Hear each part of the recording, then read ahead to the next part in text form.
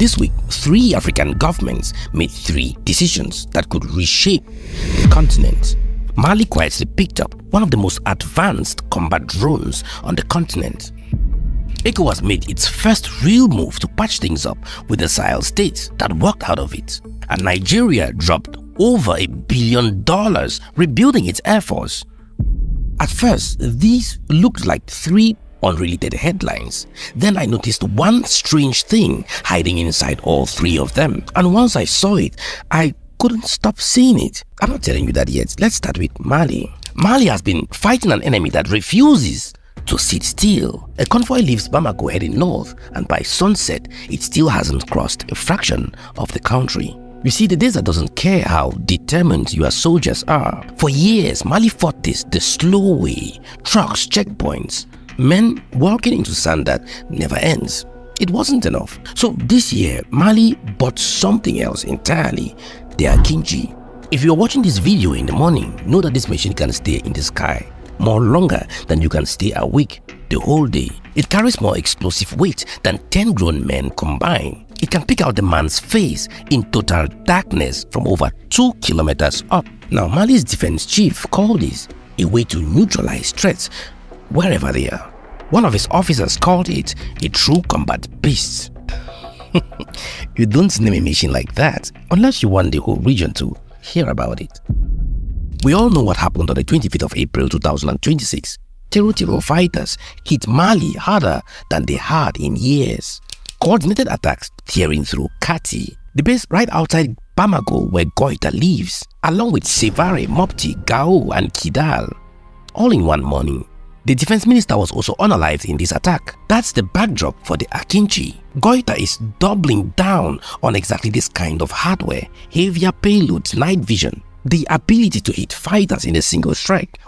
We have all watched videos that the terror people attack and they are just responded to in a very light way. Now, these kind of drones are going to change everything. They're going to change the game totally for Mali because they're going to carry more payload. Meaning, a group of 100, 200 fighters may attack and they are wiped in one single strike.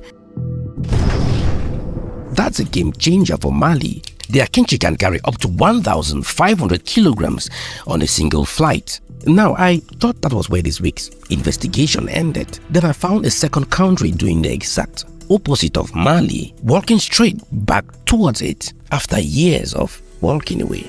Now, I want you to think about this. Picture becoming the face of regional unity for a club that just lost a sixth of its own members. Your first move as its new chairman is a plane ticket to the country that walked out loudest. On July 28th, Senegal's Bassirou Diomaye Faye landed in Bamako. Now, 10 days earlier to his visit in Bamako, he was in Freetown. He had just been made chairman of ECOWAS, the West African bloc Mali walked out of. Okay, wait, Mali isn't even in ECOWAS anymore. Why is the bloc's brand new chairman making this his first big trip? You see, when Mali, Burkina Faso and Niger left ECOWAS to form the new alliance AES, ECOWAS lost close to a sixth of its entire population and about a fifth of its economy overnight. And because those 3 countries are landlocked, walking out also meant walking out of a tariff-free zone. Full import taxes now hit everything moving through ports they have relied on for decades. Ports like Dakar. You see, what I'm really saying here is that when the AES countries left, they became one voice. They had one voice and hence became more powerful. They are looking for just some very few coastal countries to carry out their businesses, to export or to import goods. When each of these countries weren't in an alliance like the AES, they were weaker and their interest was not well defended. But today, countries like Morocco, Senegal, Togo, Benin are all struggling to become the entry point or exit point to this huge alliance. Mali is already deep in talks with Morocco, building a road straight north through the Sahara to the port of Tanjamed. Wait, Mali found another road to the sea and it doesn't run through a single ECOWAS country. Remember, once bitten, twice shy. At one moment, ECOWAS blocked Mali completely from the sea. Do you remember that time? You see, the old Senegalese administration before Faye's administration was very cold with Mali and the AES. When Faye and Sonko came, everyone thought they were going to side with the AES, which is true, because at the beginning, Sonko and Faye had a very good relationship. Faye visited Mali. At the beginning, Faye did not lead with the AES. He led with caution, with France, and with the old establishment line. Now that his domestic position is weakening, he's suddenly rediscovering Mali and the Sahel. You see, at this juncture, every major Pan-African on the continent is siding with the AES. So Faye is not only getting political legitimacy, he's also trying to bring economic gain to Senegal by trying to make it the logistic hub of the AES. Every month, Mali gets closer to finishing the Moroccan route. Dakar's port matters a little less. Look, one regional analyst told RFE that trust has to be rebuilt between ECOWAS and the AES before anything else can move forward. And Faye didn't bring a single ECOWAS official with him. Just him and Mali's Assimi Goïta one-on-one. At the summit where he became chairman, Faye had already been pushing for exactly the kind of cooperation that's hard to build with a neighbor who is already stopped speaking to you. You see, even looking at this from the ECOWAS angle, not everyone looks at this as goodwill. One Malian political scientist put it more bluntly: this is an attempt to put AES states back into a system built by, in his own words, the old colonizer, not a partnership between equals. So why ECOWAS was trying to win back an old partner, a different country was making an entirely different move. And this one, the internet got wrong within hours. Look, everyone online celebrated 3 new fighter jets landing in Nigeria. Almost nobody noticed the other 21. Those 3 jets are the opening batch of 24, part of a deal worth $1.3 billion. Here's what the money actually bought though. Time to train a new generation of pilots. Time to modernize a fleet that is decades old. Time to stay one step ahead of insurgents who aren't slowing down. Now, here is the thing though. Buying the jet is the easy part once the money is there. The deal includes more than the jets themselves, spare parts, trained mechanics, years of support, all built in from day one. For the Nigerian Air Force, that's a real win here.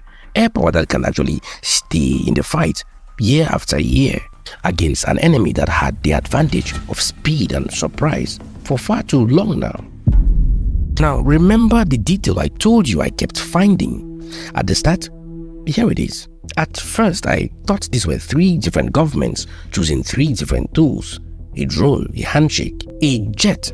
They weren't. They were solving 3 different problems using 3 different strategies: military, diplomatic, strategic, using the same strategy. Borrowed. Mali didn't build a drone fighter on its own. It borrowed Turkey's. Nigeria didn't build fighter jets on its own. It borrowed Italy's on a payment plan stretching years into the future. And ECOWAS isn't rebuilding the Sahel relationship through some slow institutional fix. It's borrowing back relevance one visit at a time before Morocco's port finish doing the job instead. But borrowed for what exactly? Not for glory, not even for control. You see, every government in the story bought the same thing this week. Not drones, not diplomacy, not jets. They bought time. You see, countries rarely borrow because they want to. They borrow because time is more expensive than money. And borrowed time still has to be taken back. Ask anyone who has taken a loan. The bill just doesn't arrive right away. The bill gets collected somewhere. In Mali, it's paid to whoever supplied the weapons. For Senegal and ECOWAS, it's paid in a port like Dakar, going quiet once Morocco's faster route opens. For Nigeria, it's paid in a jet grounded for parts 5 years from now when nobody's filming anymore. Now, I want you to picture the opposite ending. Every story you just watched in this video started with something Africa could not build fast enough. A drone fleet, a trusted regional bloc, a modern air force. That gap between what these governments needed right now and what still has to be built at home is exactly where investors stop watching from the sidelines. If you are in the diaspora, if you are an investor, that gap has your name on it.